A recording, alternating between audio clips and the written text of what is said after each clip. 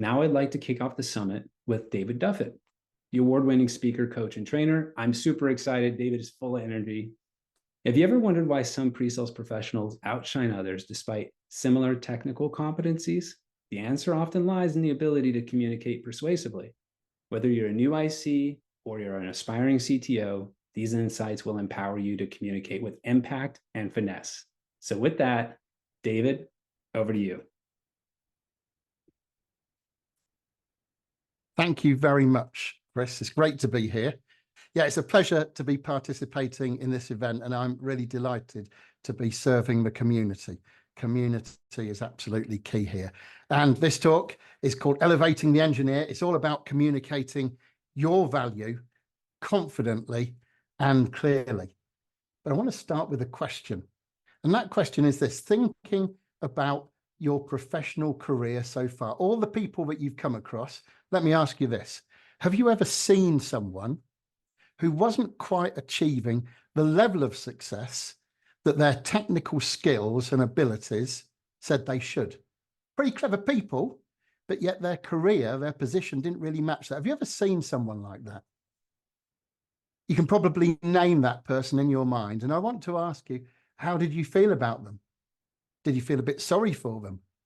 Maybe you were actually a little bit cross because they weren't living up to their potential. But whatever it was, obviously it's sad for that individual. But now let me bring this close to home and let me make this much more personal. All I need to do is change one word in this question. In fact, I only have to change one letter. Have you ever been someone that wasn't achieving the level of success that your technical skills and your abilities said that you should? Something for us to think about, isn't it? And the key here is, if we're not living up to our potential, is probably down to our communications. Now, if you are somebody that's powering ahead, it's probably because you're communicating really well already, but there's always room for improvement. And so let's have a look at the purpose for this keynote. It is to encourage and equip you to accelerate your pre-sales career by communicating your own value with confidence and with clarity. And further, because it's the keynote, it's there to set the tone and it's there to prime you for the amazing information. And by the way, I've looked at the schedule. I know what's coming next, and there's some really great information, not only in this keynote, but the following sessions as well. I want to prime you and set you up for that. So here's the agenda that I've put together. First of all, why are we even talking about this? Why are we covering the subject of the communication skills of engineers, of people in the pre-sales community? Why is that a thing? Well, I'm going to look into that and also examine how the problem comes to be. Then I want to take a moment to look at mindset and make sure that we really are action orientated. Then I want to address confidence. Now, confidence comes up a lot, but I've only really got two things to say about it. However, I believe those two things will actually melt away a lot of the confidence issues that people often come up with. And then I've got three, count them, three golden nuggets of information to share with you that if you put them into practice, if you do things with them, goodness knows where you're going to end up. It could massively change the trajectory of your career. And then the last part is we'll enter the pre-sales matrix to help you put these things to use. Okay, first of all, though, since we're right near the beginning of the summit, an opportunity to get to know each other just a little bit better. Do play along here. All you have to do is pick a shape with this quick geometric test. Don't overthink it. Don't overanalyze it. Go with whatever comes at the top of your head. What's your favorite shape? Okay. And as we jump in, I want you to pop into the chat which shape you are. So if you're a triangle, just jump in now and say triangle, or me, I'm a triangle. Now, watch out for the triangles. And by the way, there's no wrong answers here. Everything's great. But if you're a triangle, it's because you are an ambitious and a directed person. It's the shape that says it all. Triangles know where they're going, and they've probably got a plan to get there as well. So if you're a triangle, well done. Good for you. What about the squares? Any squares in the call or on the call today? By the way, of course, if we were live in the room, I'd be asking for a show of hands so we could see who was who. But in this case, just pop it in the chat if you're a square, and there's nothing wrong with being a square. These are the detailed conscious people. You absolutely need them on your team, or you need to be one on your team if you haven't got anybody else. These are people that like to dot the I's and to cross the T's. And if they're doing a colouring book, they're probably colouring right up into the corner, right up to the lines, because they like to do that stuff. How about the circles? Any circles on the call? Usually in a technical audience, there's slightly less circles, but they're very necessary because the circles are the people. Imagine an after work gathering and everybody's kind of sat down chatting. Somebody new arrives and there's not enough chairs. It's the circle that will get up and offer their chair and then go on a hunt for more chairs for when the next people are coming along as well. The circles are the people. And that brings us to the last special category of people. Are you a wiggly line? If you're a wiggly line, just type that in the chat. Tell us if you're a wiggly line, and that's great if you are. The wiggly lines are the ones to watch, actually, because they have an unhealthy obsession. And don't worry, it's not that bad. We just need to check off what the unhealthy obsession is with. Sometimes it's Taylor Swift. Is that you? Occasionally, it could be Tom Cruise. But in a group like this, most of the time, it's because they want to help people. The unhealthy obsession is helping people by the correct technical solutions. Now, whichever category you're part of, just a little bit of fun, although I'll be coming back and talking about this later, whichever one you were, fortunately, this address applies exactly to you. Why am I doing this? It's because my heart is with the geeks. I've worked in lots of technical companies over the years and been very privileged to work with lots and lots of technical people. Those hardcore geeks that are in the corner of the office where the curtains or the drapes are kind of closed. It's a little bit darker. Maybe they're the kind of people that you have to communicate with by email rather than having kind of live conversations. And I really enjoyed working with all of these people. But what I found was, I came to understand, is that I thought they were not getting recognized or rewarded quite as much as these people that were on the other side of the office, the salespeople. Now, before you throw anything into the chat about Ron Burgundy not being a salesperson, I know he's an anchor man, but I'm just using him for illustrative purposes here. And the point is that the salespeople were very well recognized.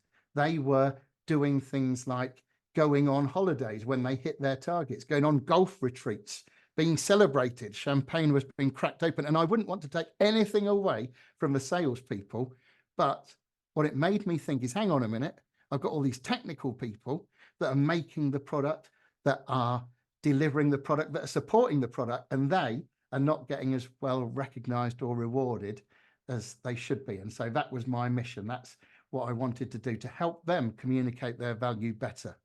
Bit of background about me. I like Jags. Jaguar cars here in the UK, or they're in the UK. I'm in Brazil at the moment. I've been in the training and telecoms business for a long time, long enough to have seen all the old analog and ISDN T1s, E1s, and be there while voice over IP came to be the dominant technology. And then, of course, more recently, WebRTC, where we can put voice, video, and data through the browser without having any plugins or any external software installed. And so that's been really interesting. But having spent a long time working in the open source community, and especially around the Asterisk project, I saw many, many technical people running meetings, having one-to-ones, presenting at conferences, presenting at lunch and learns and things like that. And I came to understand that technical people needed a bit of help in some cases to up their communications game. And so I've started helping geeks to speak. I help nerds to be heard. I help techies to talk. And occasionally I even help propeller heads propel ahead with all their communication opportunities. And just last year, I benchmarked my speaking skills against the real world as opposed to just the technical world, if you like. And I was very blessed to win a national contest in the UK. Anyway, enough about me. I want to move on to the problem. Now, what I'm about to say in the rest of this talk, in the rest of this keynote address, applies to all sorts of communications, whether it's running a meeting, doing a lunch and learn, giving a customer presentation or a demo. However, for this particular part, I'm just going to home in on presentations at the moment and show you this standard distribution that shows that of all the presentations that are given out there, and of course there are millions every day, apparently just in the world of PowerPoint, there are about 30 million presentations every day. All of those, of course, the majority statistically have to be about average. You know, you can't really argue with that. That's just one of those statistical things. As you can see here, I've got at the lower end of the horizontal scale, the scale of excellence, when we tend towards 0, I've got BCP. Now, you might be wondering what BCP stands for. And BCP stands for buttock clenchingly poor. These are presentations that are so bad that they induce a physiological change in you. You're sat in your seat and you're wriggling a little bit because the presentation is that bad. If you've ever been in a live presentation and you've seen somebody shuffling out, you might have thought they were heading for the bathroom, but the chances are that maybe they saw a buttock clenchingly poor presentation and they had to beat a hasty retreat. Up at the other end, right near the excellence, the high excellence end, we've got SOG. That's standing ovation great. That's when the communication is so good that you want to do whatever the communicator is telling you to do, whether that's buy a product, change your behavior, adopt a new work process, whatever it is. Here's the sad fact. Sadly, when we look at this scale and we look at the lower half tending towards buttock clenchingly poor presentations, not always that bad, but the lower half, there's a disproportional representation of technical people. Technical people, sadly, give more poor presentations than most presenters. It's a sad fact that I've observed not only in the US and the UK and different parts of Europe, but also in Asia as well, pretty much all over the world, and Africa. I've seen presentations, I've seen meetings conducted, I've seen even one-on-one communications, and that's just one of those things. So why is it a problem? How did it come about? It's what I call geek communication sabotage. It's where geeks, sometimes unwittingly, in fact, in a lot of cases unwittingly, sabotage their own presentations. Now, one of the ways they do it is by going way too technical. Now, if you can't see that diagram, don't worry, that's exactly the point. It's a technical diagram. It's a little bit fiddly to see, and it's probably irrelevant anyway. So going too technical is a bit of a cardinal sin that sometimes people fall into with their communications. The other one, or another one, is not planning. Now, if you're going to run a meeting, you really need to put some planning into it, not just kind of have a 2-minute, this is what we'll do, but actually go through that meeting and the way you want things to happen. And I'm not talking about kind of going through the meeting in real time, as it were, ahead of it, but you do need to put thought into what outcomes you're looking for, what participation you want, things like that. And then there's Frank Sinatra syndrome, and that is what I call doing it my way. And that's when subconsciously we do something in a way that suits us without actually thinking about the way it suits other people. Just a quick example of this. Now, imagine if you were going to do a demo, you might not even have this thought process, but what might be going on in the background subconsciously is the understanding in your own psyche that you learn best by doing. And that's not uncommon with engineers. They like to get their hands dirty and do things. But imagine if subconsciously you think, right, yeah, I'm going to do this software demo for some people and I'm going to put the mouse in their hands and get them doing stuff. Now, that's great if they're other engineers and they have the same approach. But if they're the kind of people that would prefer a little bit more input or a little bit more reflection before they get to the learning or they get to the demo, then you can see that they kind of be a bit a mismatch. So this is another issue. Then there's not practicing. As I said, when we're doing a meeting, even a one-on-one, if we're perhaps in a supervisory position, we've got to give feedback to somebody, or if it's a team meeting, we need to actually step through it and put some thought into it. Another cardinal sin is the lack of engagement that sometimes happens when technical people are leading communications, not engaging with people. And as you can see, that can lead to a little bit of apathy. And then lastly, the not listening syndrome. I've got a picture of a doctor here because I love this phrase. Prescription without diagnosis is malpractice. And I'm really, really pleased to see that actually right after this session, there's going to be a session on active listening. Here's the thing that we can do if we're not careful. We can actually think that we know what the problem is, before the client or the team member or whoever we're communicating with has actually had a chance to communicate properly. Can you imagine going into the doctors and almost before you've sat down, they're starting to write the prescription? Now, of course, discovery plays a big part in that. So if we're skilled at discovery, that's good. But we need to get to a kind of a deeper and more human level of interaction to make our clients, whether they're internal clients, other team members, or whether they're the people that we're doing demos for, we need to make sure that they feel really listened to and understood. So if you are a geek that can communicate, it's going to really help you. It's going to turbocharge your career, not only your career, but the confidence you gain by upping your communication game will actually rub off in many, many other areas of life. Okay, I want to do some mindset things here. And I want to say this, that if you want to get extraordinary results in your career, then it's necessary to take extraordinary actions. You know this as well as I do. When you buy a gym membership, that doesn't make you fit. You've actually got to go to the gym and do the exercises to get fit. And so action really is the key. And so if you're sitting up and taking notice and making notes and you're actually going to do something, then I have to warn you that your career could really rocket. Now, if that's a bit frightening for you, don't worry, because if you sit back and just watch this and think, yeah, I already know some of this stuff, or, you know, that's interesting, but it's for other people. If you think that, then maybe you're not going to move very far. But if you take what you learn at this whole summit and put it into practice, the sky is the limit. Okay, confidence. So one of the things that we need to talk about is confidence. And I hear very often from engineering types all over the place that they don't feel confident. They feel a bit scared of running meetings, of even just having one-to-one feedback sessions with their new team members, or stepping out and making a presentation, whether that's a lunch and learn or a presentation at a conference or whatever it might be, even a presentation at a team meeting.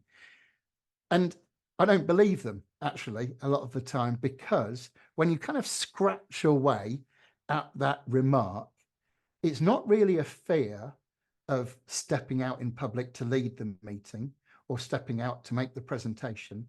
It actually turns out that a lot of the time, it's a fear of being ill prepared in front of people.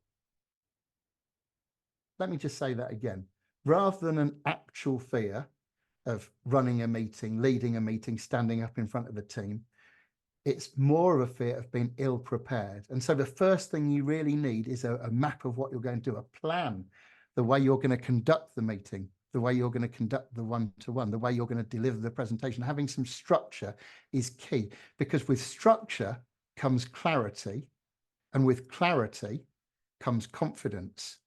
So that's one of the things that people say. They say they're afraid to do this, but actually they're afraid to be in front of their group or their peers or their audience without being properly prepared. So preparation is, of course, absolutely key. But here's the other thing that happens, especially with technical people sometimes. They've seen somebody lead a meeting or make a presentation, and they think to themselves, well, I can't be like that. You know, that person that made a presentation was a bit more out there than me. They were funnier than me, and I can't be like that. And so I'm not really sure, you know, that I can do that. And here's the great news. You don't have to be anybody else but yourself. In fact, you're going to do everybody, including yourself, a massive disservice if you don't be yourself. You'll do your best work, your best meetings, your best presentations while you're being yourself. Trying to be somebody else is not congruent with you doing the best job. So these are the only things that I've got to say about confidence. And I realize, of course, that that's not going to wipe away all of the fears around this. However, if you're properly prepared, if you've got the clarity of having a great structure, and you're confident, or you feel comfortable, I should say, in your own skin, in your own self. And so self-analysis is very useful here. If you're a deadpan person, then lean into it and be deadpan in your meetings and deadpan in your presentations, and maybe inject a little bit of deadpan humor in there. If you are a bit more gregarious and out there, flow into that. Be yourself. And with these things, the majority of nerves around getting out in front of people, whether it's meetings or presentations, will actually melt away. Okay, and here's the great news. And by the way, this shows the extent of my photo editing abilities in a nod to our host, Chris, there. You don't have to be a mile in front to win the race. You only have to be a few inches in front, or if you're living in a country that does things in a metric way, a few centimeters in front to win the race. And here's the sad fact. Many people do not take the trouble to do any of the things that we're talking about across this summit. And so actually the ground is very fertile for you to stand out. And as I said, you don't have to be a mile ahead. Now, by the way, I'm noticing comments come up and hands getting raised, and the good people at the PSC are keeping an eye on things, because we will have a chance to deal with questions and interactions towards the end of this presentation. Now, let me ask you a question before I introduce my first golden nugget. Have you ever seen a screen something like this? Have you ever seen this kind of thing pop up when you're itching to watch a video? Doesn't matter whether it's YouTube, Vimeo, BitChute, Rumble, or whatever it is. Have you ever had a little bit of trouble when you were trying to watch a video? Yeah, I can, exactly. We've all had this, but help me out in the chat. Type in, what does it mean when we see this buffering screen on YouTube or whatever? What's actually the real problem that we're seeing? What's kind of underneath it? Yeah, I've got bandwidth from Ben. Bad internet, lack of bandwidth, patchy network. I love it. And I'm really, really pleased that you're saying that. That's exactly the point. It's a bad connection, isn't it? It's not having the right bandwidth. So here's the first golden nugget. The first golden nugget is this: take time to connect with your audience. You would be amazed at how many technical people start a meeting, start a one-to-one, start a presentation, start any form of communication without establishing the connection. And that's a terrible thing to do, because without establishing and growing the connection, you have no channel through which to communicate with your meeting members, your audience, or whoever it might be. And so get to know your clients. And when I say clients, these can be people in your team. This could be other people in your company. This could be the folk that you're going to give a demo to in a couple of weeks' time. Take time to get to know them before you ever meet them. I'm serious about that. There are no police out there saying that you're not allowed to talk to people before you meet them. So get to know them, connect with them as much as you can, and start to build rapport, because the rapport is the bandwidth of the connection you have with other people. It's your channel of communication for giving your information, whatever that might be, for welcoming participation, and for recognizing the needs of people, whether it's somebody looking disengaged in a meeting, whether it's somebody looking like they don't get it when you're running a training session or a demo.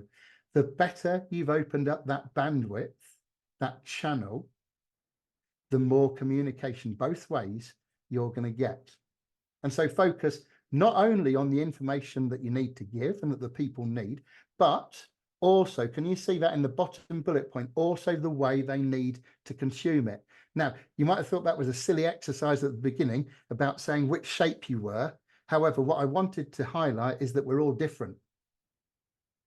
And you need to be cognizant of the fact that the people in your team, the people in your audience, the people that you're giving the demo to might have different styles of taking information into you. And as I said earlier, you really need to think about that intentionally. I know that word gets overused a little bit, intentionally, but you need to think about that. You need to walk in your client's shoes, which actually reminds me of a great piece of advice that I heard from Jack Handy on Saturday Night Live many years ago. He said, if you're going to criticize somebody, you should always walk a mile in their shoes first, because then when you do criticize them, you'll be a mile away and have their shoes. Sound advice, I think you'll agree. Okay, there's those police. There are no police to stop you talking to people. So open up channels of communication, grow channels of communication, enhance channels of communication as soon as you possibly can. Okay, let's get on to the next one. Golden nugget 2. They're coming thick and fast. There's only 3 of them, and we're already on the second, is communicate on purpose.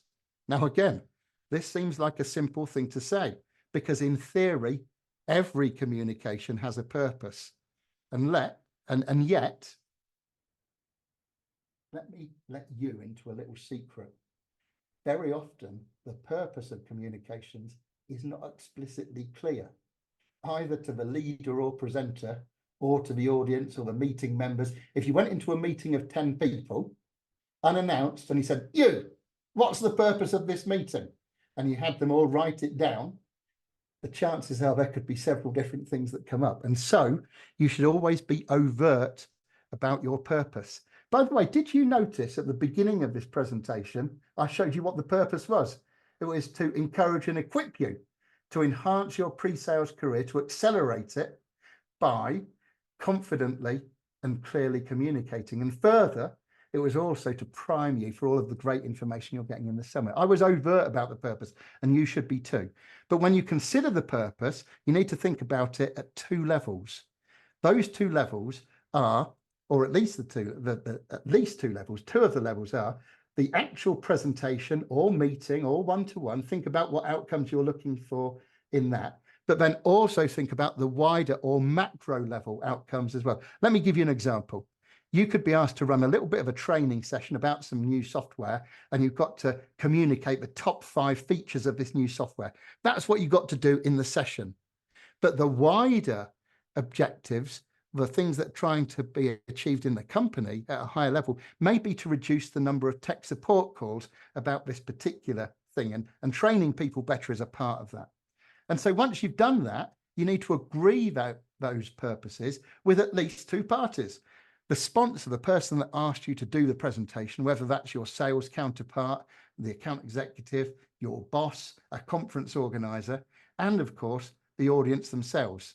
Ideally, or the audience, if it's a small group of 4 or 5 people. If that's not possible, maybe a representative. And you need to come to an agreement. Now, this is not War and Peace. This is not a weighty document. It could be 3 lines on an email. But the whole point is going through a little bit of an iterative process. And so there's a massive overlap between what your people need in the meeting and the outcomes that they need and what you actually deliver. That's the point. And when you've got that, you can also use it as the way of circling back to find out whether you really did achieve these things a little bit later on. So for instance, coming back to that example of having less tech support calls, at the end of the training session, you could probably have a survey or a happy sheet or some kind of online thing to see whether the people felt it was worthwhile and whether they achieved what you wanted them to achieve. But actually, you could then come back to the sponsor in 2 weeks or 3 weeks or whenever you agree and say, look, have we actually got less technical support calls on this particular product line or service than we had before? And so you have a way of kind of auditing whether these things are. So I've just seen a question come up about, do you state the purpose at the beginning of the demo or before the demo altogether? I would always do it well ahead of time. However, if you've not had a chance to do that, then do it at the beginning of the demo. Again, stepping back to the beginning of this keynote, do you remember me showing you the agenda slide and saying something like, how does that sound? Is that all right? That was, again, to give you the heads up of what was coming down the line. Okay, so communicate on purpose. Now, here's the mega one. Those first 2 are going to help you stand out amongst the crowd. This third one is really going to turbocharge and rocket fuel power your career if you work with it. And it's this: present even when no one has asked you to present. I'm talking about creating opportunities to present out of thin air. How is that even possible, I hear you ask? Well, it's the art of the unsolicited presentation. This is looking for places where you can add value by making a little presentation, a lunch and learn, or whatever it might be, in order to move things forward with a customer inside your company or whatever. So look for opportunities to communicate, to present. And let me give you a little example. And by the way, you do need to validate these before diving in. So I'm just going to give you a quick example before we move on. Imagine this is inside the company, not with a client or a customer, but inside the company, you notice that team B over here doesn't really understand exactly what team A does, your team, And it creates a little bit of friction. There's, occasional misunderstandings or things not going well. Well, you could offer to make a presentation, to do a lunch and learn or something to help the two teams understand each other. Now, don't dive straight in, validate the need, as the bottom bullet point there says. Do something like go to your boss and say, listen, I can't help thinking that team B over there don't really understand what we do, and it is causing a little bit of friction. Now, if the boss says, I don't know what you mean, then maybe you need to reanalyze things and perhaps you're barking up the wrong tree. But if the boss says, yeah, you're totally right, and you've picked that up really quickly because it's been like that for years and nobody's ever done anything about it, then you could jump in and say, listen, why don't I do an informal presentation about the workings of our team and how we could better interoperate with team B? Thing £2,000, just a little lunch and learn. In fact, I'll tell you what, boss, if you buy some pizzas, we'll make a bit of a social of it. Now, can you imagine how doing that could stand you in very, very good stead in your career? I think you probably could, couldn't you? Again, it's one of those sort of standout things. But it has to be done from a place of not look at me. It has to be done from a place of service. It has to be done from a place of, I really want to help oil the wheels inside the company, or I really want to help the client understand the situation better, or whatever it is. But this one is a massive one. Present even when nobody asks you to present. Look for those opportunities, go out and nurture them, grow them, and create presentations that are going to help everybody. Okay, so those are the three. Do you remember what they were? Let's just go through them again quickly. Golden nugget 1 was take time to connect with your audience, to actually grow that bandwidth. Actually, I want to give you a quick example of that very quickly. Many years ago, I was a training manager for an engineering company, and we bought a 3-day training course about the Tetra radio system. And the Tetra radio system was all very new technology at the time. So we hired this company, and this particular trainer came in, and he was an absolute genius on the subject. However, he was not the world's best communicator, and he didn't spend time opening up that channel. Now, consequently, people in his class felt awkward asking questions, and so actually they didn't. And it was only on day 3 when, it felt like the ice had broken just a little bit, enough for people to ask questions. Did we get full value out of that 3-day training? No, because the trainer, and it was his job in this case, didn't open up the channel properly. And that was a lesson to me. Anyway, so GN1, take time to connect. GN2, golden nugget 2, communicate on purpose. Be overt about the purpose. Have it very clear in your mind, but share it with everybody else too. And then GN3, present even when no one asks you to present. So let's dive into the matrix as we come towards the close. Here's the matrix. Look down to the left and you will see 3 professional levels, or 3 levels of your career. There's getting started. That's if you're new in the pre-sales profession, the community. Then there's professional. You're kind of established and you're wanting to kind of grow your presence in the pre-sales realm. And then there's thought leadership. This is when you're kind of pretty well established and you're looking to kind of make the move to that next echelon. Maybe you want to get to pre-sales manager or head of pre-sales, or maybe even chief technical officer for the company. That's that level. And can you see I've got those 3 golden nuggets across the top? Take time to connect, communicate on purpose, and present even when no one asks. Now, I'm not going to actually go through all of these because this is for you to examine yourself, to think honestly about which level, which horizontal level you're at, and then to think how you can apply these golden nuggets. But I will give you 3 examples. And here's the first. Let's pretend you're getting started and you want to dive straight into the present even when no one asks. Offer a presentation in an interview. Now, I'm fully aware, of course, that a lot of selection processes these days, they include a presentation. However, if they don't, offer one. And if they do, offer one on top of the one you were asked to give. asked to give. Let me give you an example. You're in an interview situation where no presentation has been asked for. And so at an apt point in the, at an apt point in the interview, you say, I've been thinking about the role that you've got open and how my skills and abilities could apply to it and what I could bring, you know, how I could actually show up for you. And I've created this short presentation. It's only 5 minutes long. Would you like to see it? Boom.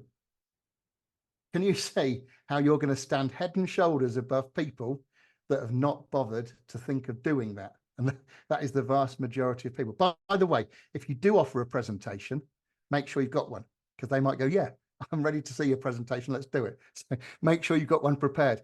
But whether they have the time to see your presentation or not, instantly, you are a standout candidate for that role. So there's one. Now, what about your established and you want to go, you really want to kind of lend weight to your identity within the pre-sales world? Well, in your company, get to that next level, and that active listening that's coming next is really going to help us make the client feel truly understood by uncovering their business challenges. So go beyond that narrow discovery of finding out whether your software might be the right fit, but actually get to know the customer on a more detailed and personal level, finding your way towards that trusted advisor role that we hear about, and get to understand the business challenges. Maybe even get to understand things that are outside of your scope that you can have thoughts and sympathies with, rather than just being in the narrow field of does my software fit or does my solution fit?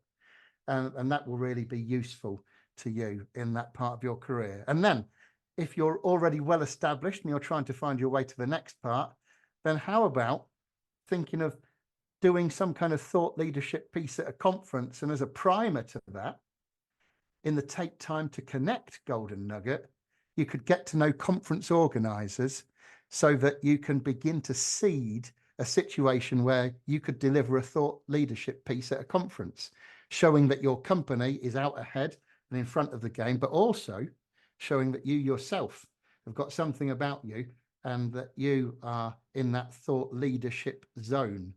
And of course, when you deliver something at a conference, you never know who's watching. Okay, there is the matrix. Now we move on to a quick time for questions. So what questions do you have before I summarize the main points? And Chris, I see you're coming off mute. Have you got any questions that you'd like to bring in? Man, there's some incredible questions in the Q&A. I'll start with the golden nugget one question from Andrew. So, because I think this is just very relevant. Now that 90% of our demonstrations are done remote, what have you noticed has changed about connecting with your audience? And how do you recommend doing it? I've seen you use the chat, a lot of relevant images and jokes to keep the audience engaged, all of which I attempt to do with my audience. Yeah, that's great. And who did you say asked that question, please? Andrew Winter. Andrew, you hit the nail on the head, but it is a challenge. And of course, the non-verbal signs that we're used to picking up in a room when we're person to person, some of those fall by the wayside when you're seeing a head that's the size of a postage stamp and you can't necessarily read all the emotions on it. And so you're quite right. We have to use the chat. But I would say on top of the things that you've already mentioned, you should also kind of venture into the world of feelings and emotion.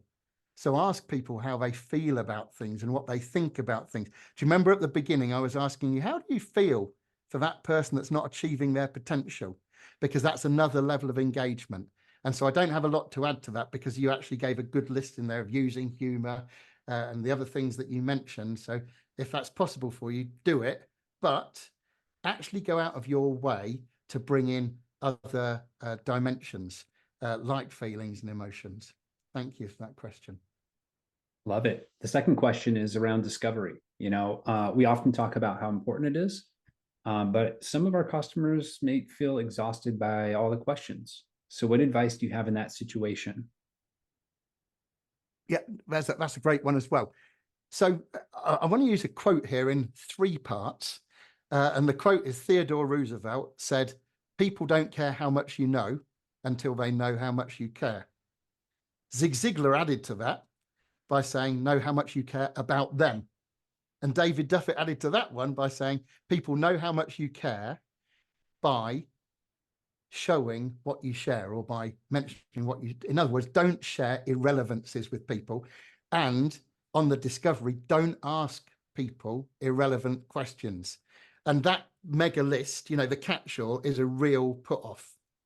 And so the art there would actually be to get to know people, to connect with people ahead of doing the discovery, and then tailor the discovery to them. Now, I realize that that might sound a little bit inefficient, but actually that will stand you out from the crowd, that instead of going through some long list where things are totally irrelevant, and I've seen it happen. I've actually seen recordings of calls where you can see the people at the other end getting really ticked off about having to answer these questions.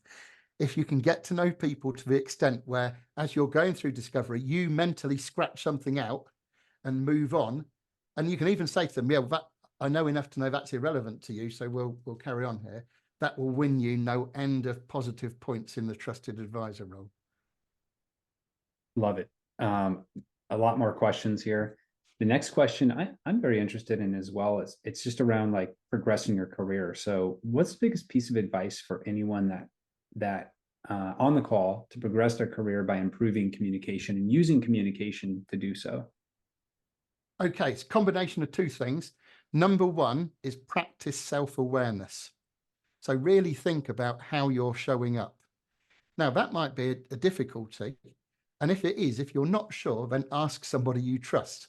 So, you know, just go to somebody and say, look, I'd like to think that, you know, I'm reasonably humorous and I'm connecting with people. But, you know, just to help me out, be really honest, what do you think? They say, actually, you can be a little bit annoying sometimes, or whatever it might be. Practice self-awareness and combine that with actually doing things. All too often, we see things and we don't do them. We even know them and we don't do them.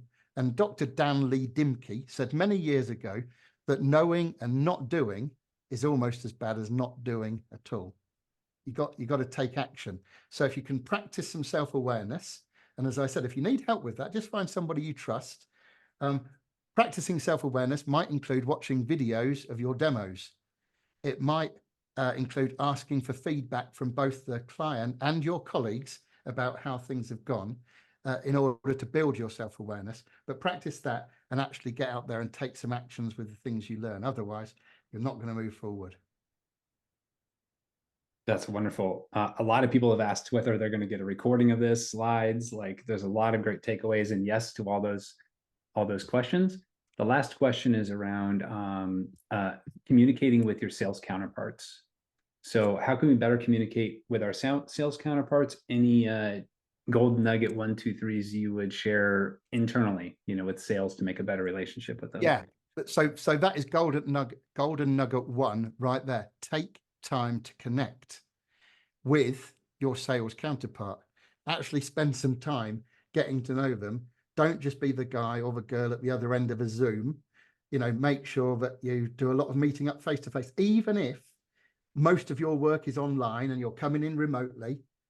Have a meetup. It's going to be very, very important to get to know them and to make sure that you're on the same side and that you understand you're on the same side. Now, I realize that there's lots of dynamics in here. One of the things could be compensation.